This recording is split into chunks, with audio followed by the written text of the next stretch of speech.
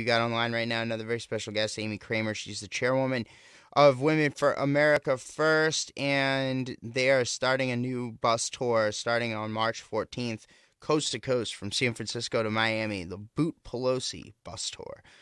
Amy Kremer, thanks for joining us here on Breitbart News Saturday. Hey, Matt. Thanks for having me on. It's great to be on with you. Okay, Boot Pelosi, tell us about this. What are you guys doing? So we are going to take the gavel from Pelosi's hands by flipping the House.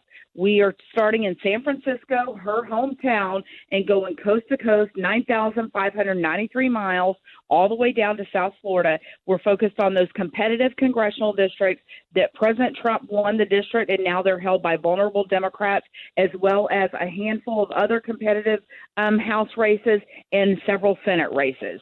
So we are going to go across the country and get people out of their houses. Look, there's a lot of people that voted for President Trump in 2016 that had never been involved in politics. That was even the first time many of them voted, Matt. And they, when we lost the House in 18, many of them didn't vote. And so they had thought, oh, well, he's got the House, the Senate, he's going to be able to accomplish all this. Well, we saw what happened, and so we lost the House.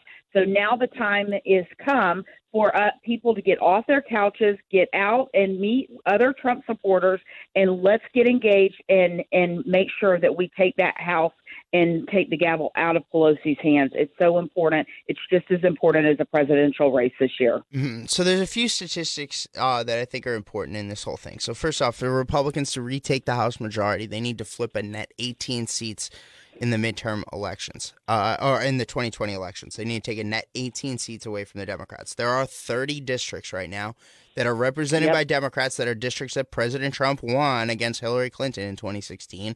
And then you mentioned the people who stayed home in 2018, which is true. We've had on House Minority Leader Kevin McCarthy. He's the would-be speaker if the Republicans do retake the House. He said to us in December that 8.5 million people, that's what Republicans have identified. They've identified 8.5 million people who voted for President Trump in 2016 who didn't vote at all in 2018, and that's a big deal. So if those people had showed up and voted in 2018, maybe the Democrats wouldn't have taken the House majority. And elections have consequences. So you guys intend to hit many, if not all, of these 30 districts. And there are other battlegrounds, too. There's another number that's important. There's probably another 20 or so districts that Hillary won in 2016 that Republicans have a really good chance in. So this is a very doable thing. No, it is absolutely doable. And one of the reasons that we pulled this together is, as former chairman of Tea Party Express and one of the founders of the modern-day Tea Party movement, I was involved in taking back the House from Nancy Pelosi and the Democrats in 2010 when we took the gavel out of her hands. And we had historic gains that year. I've done this before. We need people to come out and engage with us. And Matt, one thing that's important here is, and I relate to when President Obama had won, and if you listen to the news media, everybody on earth was in love with him, and I thought I was the only one that didn't like this president, right? And that was the great thing about the Tea Party, is that all of a sudden I realized I wasn't alone. Well, now we know that Trump derangement syndrome is so bad, people don't even want to talk to their family members about their support of the president. So one of the reasons we're doing this is because we want people to realize they're not alone. Everybody can't go to a Trump rally. It's great the people that can go and camp out for a day, 2 days, and meet all these other Trump supporters, but not everybody can do that. So we're going to go across the country, and it's a thread, that will bring Trump supporters together. They can have a piece of it and bring people out of their houses and engage, because commercials, there are many organizations that run all these commercials, spend all this money on ads. But the thing is, we're going to win elections by relationships, by building relationships so that you have other people to work with when you go out and knock doors, when you're making phone calls. And you know what? Happiness and enthusiasm is contagious. I mean, go out, do some sign wavings. There's so much we can do. This comes back to retail politics, grassroots organizing. So I want people to find us online at bootpelosi.com.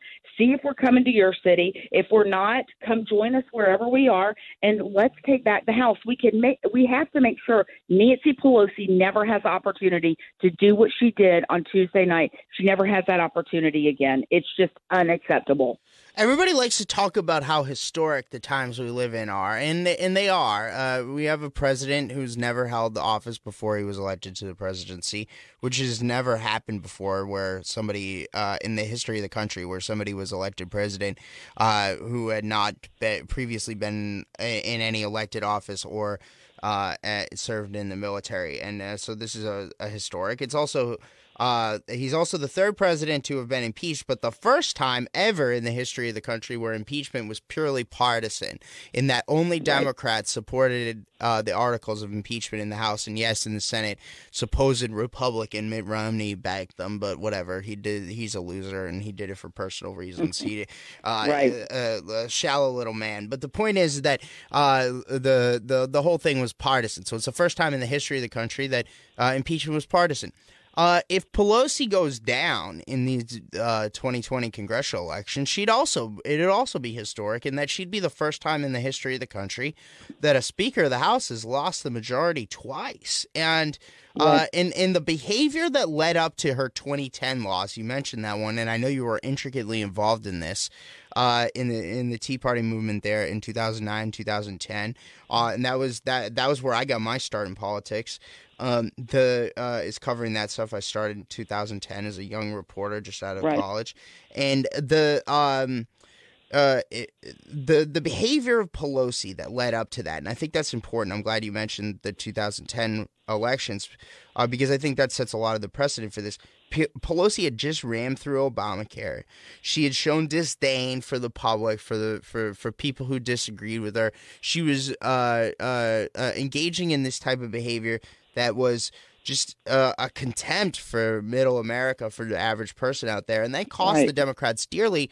It seems like she's doing that exact type of behavior again by ripping up the State of the Union and the way that she interacts with President Trump, or lack of interactions. Actually, they haven't spoken since October.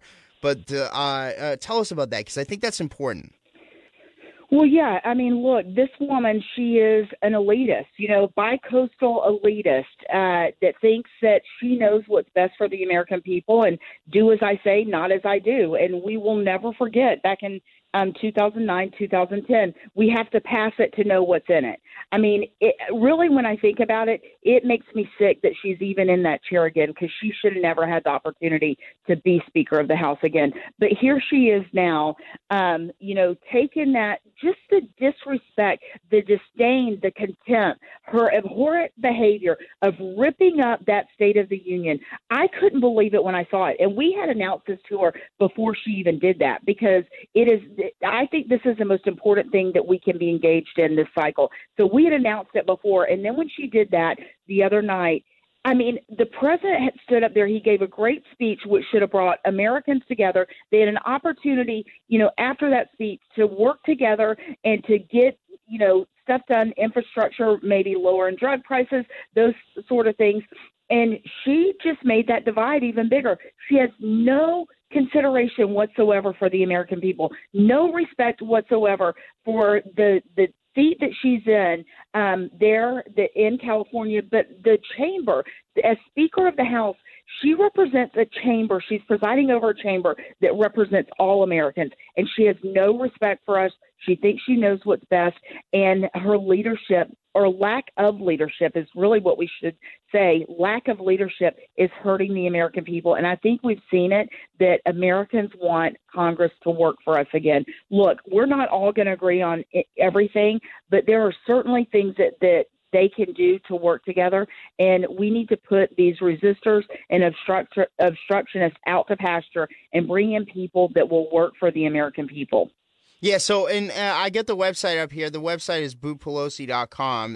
That's where the Women for America First bus tour information is.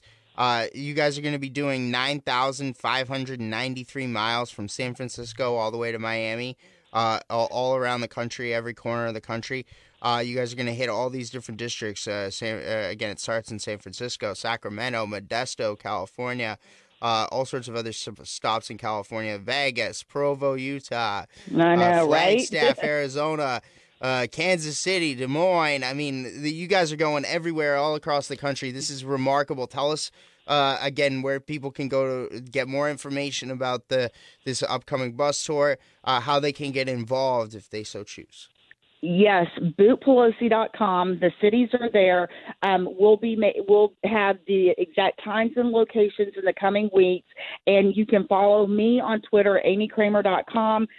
Also, when you're tweeting, hashtag it bootpelosi. We have to flip the House. We have to take that gavel out of her hands and put the control of the House back in Republicans' hands so that we can do the work for the American people at bootpelosi.com. And I hope to see everybody out along the trail. We're also going to Bernie Sanders' hometown in Vermont. We'll be protesting at Ilhan Omar's district, Adam Schiff.